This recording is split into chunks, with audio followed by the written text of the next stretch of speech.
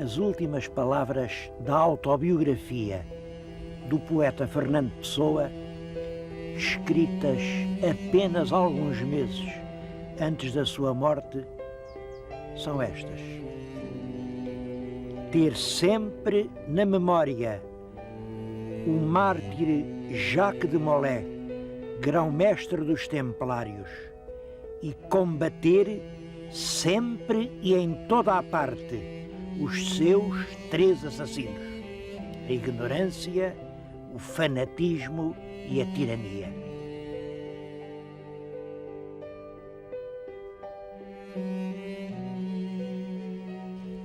Foi isso que Fernando Pessoa escreveu sobre a morte do grão-mestre dos Templários, queimado vivo em Paris no ano de 1314. A verdade é que a morte do grão-mestre continua hoje a ser um tema emocionante. É uma história que o tempo não apagou. Mas acho que o melhor lugar para refletir sobre ela não é o ambiente citadino do Chiado. É aqui. Estamos diante de uma fortaleza templária, o Castelo de Almoró. Este castelo é, penso eu, dos castelos dos Templários, o que chegou até hoje mais bem conservado, e por uma razão curiosa. Diz-se, foi a ação do tempo que destruiu os castelos. Bom, do tempo e sobretudo a mão dos homens, porque aqui havia as águas do rio que protegiam o castelo, não foi possível desmontá-lo pedra a pedra para reaproveitar os materiais, e ele chegou até hoje praticamente intacto. Fortaleza templária, construída pelo mestre do templo em Portugal, Gualdim Pais. O que sabemos de Gualdim Pais é o que se diz naquela pedra. E não é pouco. Aquilo é uma verdadeira crónica. Tem uma data, era de 1209, o que em relação à era de Cristo corresponde a 1170 ou 71, e depois diz que o Gualdim Pais nasceu em Braga, que serviu a cavalaria do rei Afonso Henriques, depois foi para a Terra Santa e aí, durante um quinquênio, diz que foi um quinquênio não inerme, quer dizer, um quinquênio em armas, ao lado do grão-mestre do templo, tomou lugar em muitas batalhas. Esteve em muitas guerras contra o sultão do Egito. Esteve no cerco de Antioquia, na guerra de Ascalon, nas guerras da Síria. Depois dos 5 anos, voltou para Portugal, foi eleito aqui procurátor dos templários portugueses, quer dizer, mestre do templo em Portugal, e construiu 6 castelos. O castelo de Tomar, o castelo de Pombal, o castelo do Zézere, o castelo da Idanha, o castelo de Monsanto e este, a que chamam Castelo de Almoró.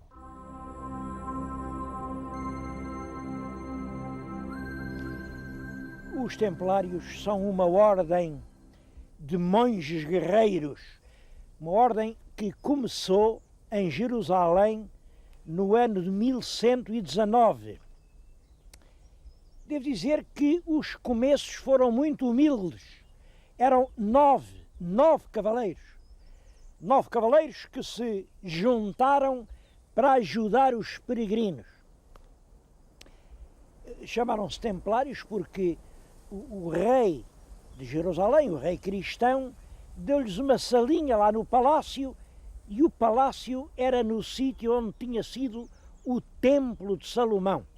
Depois o rei saiu dali, o velho palácio ficou para os cavaleiros, que se chamaram sempre os cavaleiros do templo, ou cavaleiros do templo de Salomão. E tudo começou numa estrada Hoje é muito simples ir a Jerusalém, o velho porto de Jaffa é agora Tel Aviv, e dali a Jerusalém são pouco mais de 50 km. 50 km numa autoestrada, aquilo não é meia hora. Bom, mas no tempo das cruzadas não era assim. Aquilo era uma estrada sangrenta. Os peregrinos que iam da Europa desembarcavam no pequeno porto, depois metiam-se pela estrada em longas caminhadas e eram assaltados. Em milhares de casos eram massacrados, roubavam-lhes tudo quanto tinham. E era exatamente para isso que se ligaram os 9 primeiros cavaleiros do templo, para ajudar os peregrinos. É curioso até que o nome que eles então deram a si mesmos quando se formaram foi os pobres cavaleiros de Jesus Cristo. A nova ordem teve desde logo um êxito imenso, porque até então quem combatia eram os cavaleiros. Os frades serviam para rezar. Pela primeira vez aparece uma ordem em que a oração é o combate. Estes homens, em vez da cruz, usam a espada. Um deles tinha um sobrinho em França, que era um rapaz muito inteligente, um rapaz chamado Bernardo, que era abade da abadia de Claraval. Veio a ser o São Bernardo, e como sabem, São Bernardo é uma das grandes figuras mentais do século XII. E o cavaleiro foi da Palestina à França e pediu ao sobrinho Bernardo que lhe redigisse uns estatutos para a ordem. É claro que o Frei Bernardo percebeu imediatamente a importância enorme que podia ter uma ordem religiosa inteiramente monástica, uma coisa dependente exclusivamente da Igreja e que servia para combater, para fazer a guerra. Fez aprovar os estatutos pelo Papa, colocou, e isto é um facto importante, colocou a ordem sobre a exclusiva autoridade do Papa. Nenhum rei mandava nada, fosse o que fosse, dos templários. Nenhum bispo podia dar uma ordem aos templários. É claro que os templários souberam corresponder à confiança que depositaram neles. Eles bateram-se na Terra Santa com uma valentia extraordinária. Temos centenas e centenas de páginas de bravura, porque eles tinham uma regra que proibia-os de se renderem. Eles tinham que combater até à morte. Ou ganhavam ou morriam. E morreram às centenas. Olhem, aquele combate de Ascalon, em que o Gualdim Paz diz que esteve, só aí morreram 40 comendadores do templo. Eram realmente uma grande bravura. Mas, além disso, eles prestavam outros serviços.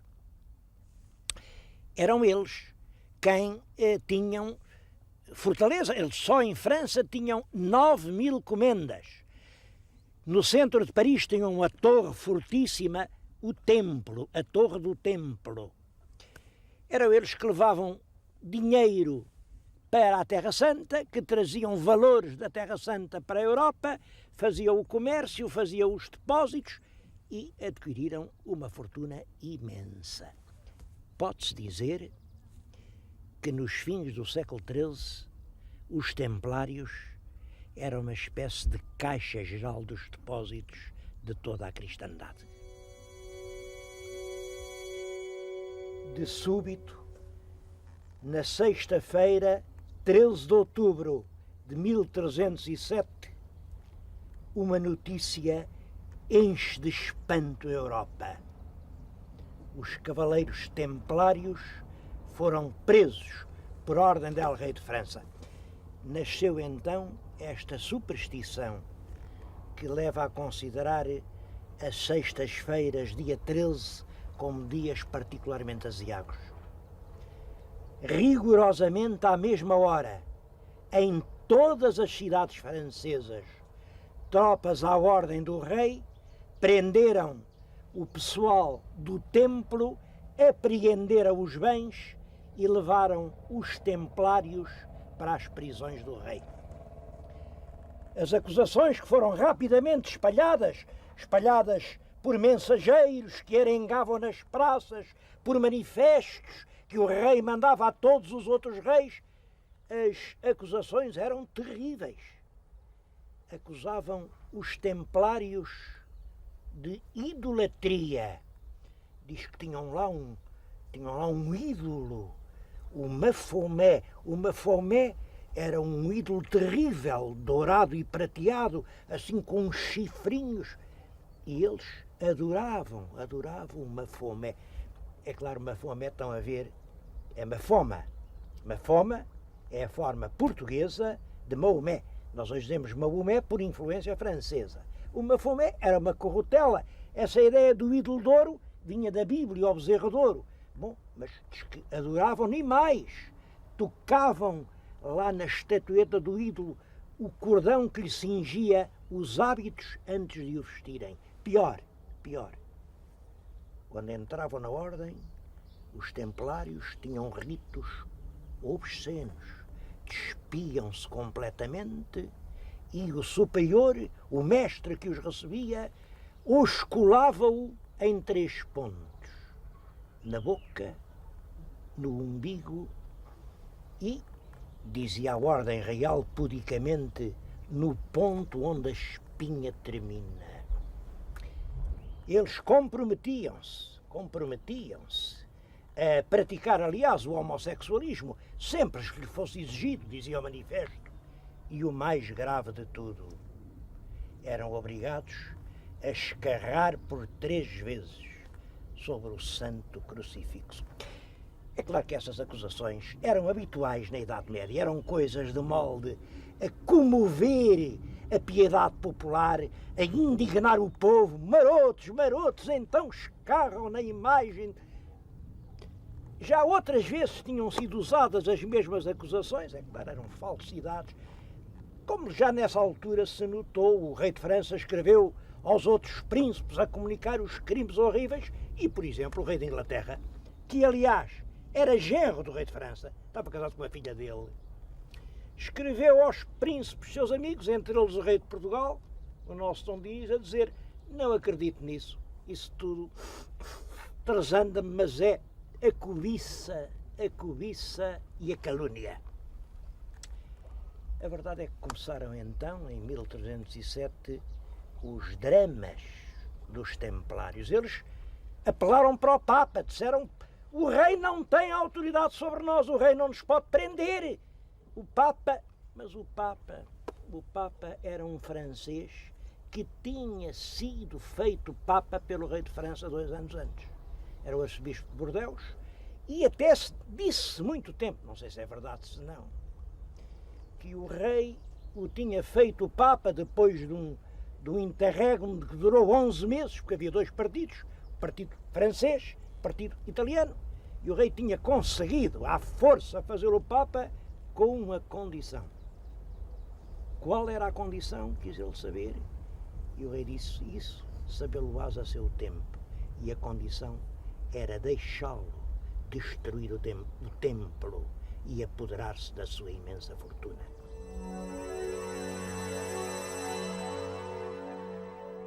Hoje parece muito estranho que a maioria dos templários tenha confessado. Disseram que sim, senhor, tudo aquilo era verdade. A maioria. É claro, para perceber isso, têm que se ter presentes 2 coisas. Primeiro, os interrogatórios eram feitos com o auxílio da tortura. O interrogado era estendido num potro, amarravam-lhe uma corda aos pés, outra ao tronco e com 2 rodas, a pulé, iam esticando, até ao limite da pessoa. A pessoa ou morria ou perdia os sentidos. Devo dizer que logo no primeiro interrogatório morreram 32 templários. Os outros sabiam uma coisa, é que se nunca confessassem, morriam ali no potro. Ou se escapassem, se tivessem uma resistência física imensa e aguentassem a tortura, eram depois mandados para a fogueira, porque dizia-se: este é tão mau, que nem sequer confessou. Ao passo que se confessassem, dizem, sim senhor, foi tudo isso verdade, eu cuspi, tudo isso foi. Então dizia-se, bom, este está muito arrependido, pode ser perdoado. Portanto, um homem tinha que confessar se queria salvar a vida. Se não dissesse que sim, já se sabia. Morria ou no potro ou na fogueira, não havia outra alternativa. Bom, e Jacques de Molay, submetido à tortura, confessou como os demais. Finalmente, depois de 7 anos de prisão, de martírio, de vexames e torturas de toda a espécie, os senhores inquisidores reuniram para ditar a sentença do grão-mestre Jacques de Molay. Foi em Paris, mandaram fazer um enorme cadafalso diante da igreja de Notre-Dame e com uma grande solenidade leram o processo, recordaram tudo aquilo que o grão-mestre tinha confessado, mas atendendo a que estava arrependido e tinha confessado, condenavam-no apenas a viver o resto da vida metido lá no fundo de um mosteiro. Então assistiu-se a qualquer coisa que nunca mais esqueceu. O grão-mestre ergueu-se e disse: há uma palavra que resta dizer. Tudo quanto eu confessei foi mentira. Tudo quanto alguém confessou foi extorquido por torturas contra as quais não há defesa. Eu menti e enxovalhei a ordem para salvar esta vida miserável. Mas é falso. Os templários cumpriram sempre nobremente a sua lei. Os templários cumpriram o seu dever.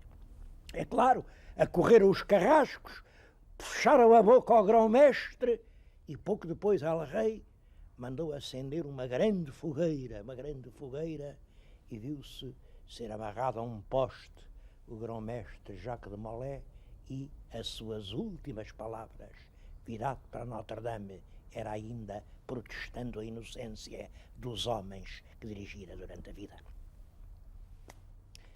Foi esse o fim do grão-mestre Jacques de Molay. Quem foi realmente o culpado da morte? Foi o político insidioso, intriguista, manobrador, um famoso jurista, Jacques Nogaret. Ou não, foi o rei, porque o Jacques Nogaret, chanceler de França, cumpria as ordens do rei Filipe o Belo, que era um homem ambicioso, poderoso, que queria sempre mais. Ou não, foi o Papa Clemente V, o Papa pusilânime, que para manter a sua dignidade se calou e deixou el-rei perpetrar aquela violência e aquela infâmia. Não sei, mas disse-se durante muito tempo que as últimas palavras do grão-mestre, quando já as chamas lambiam os restos dos vestidos, as últimas palavras foram uma intimação solene àqueles que o tinham feito matar. Intimou-os, dentro da anidia, a comparecer perante a justiça do único julgador em quem acreditava, isto é, a comparecer perante Deus.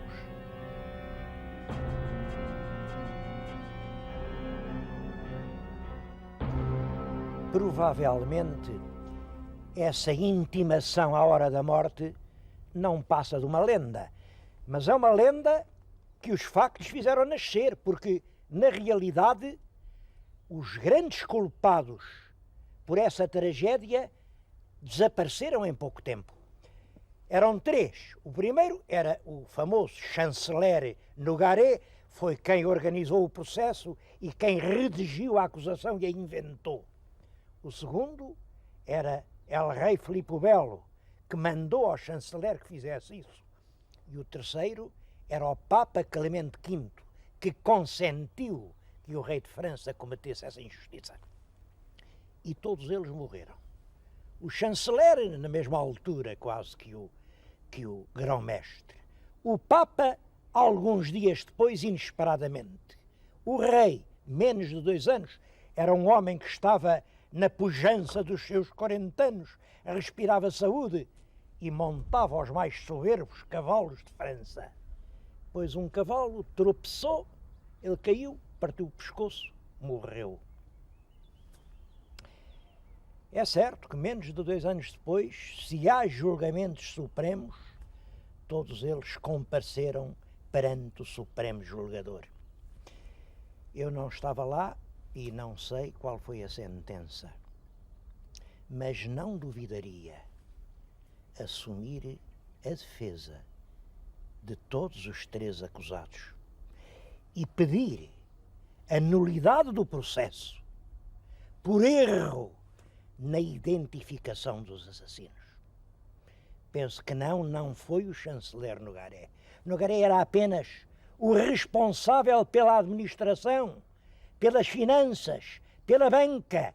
E as finanças estavam más, o rei via-se aflito.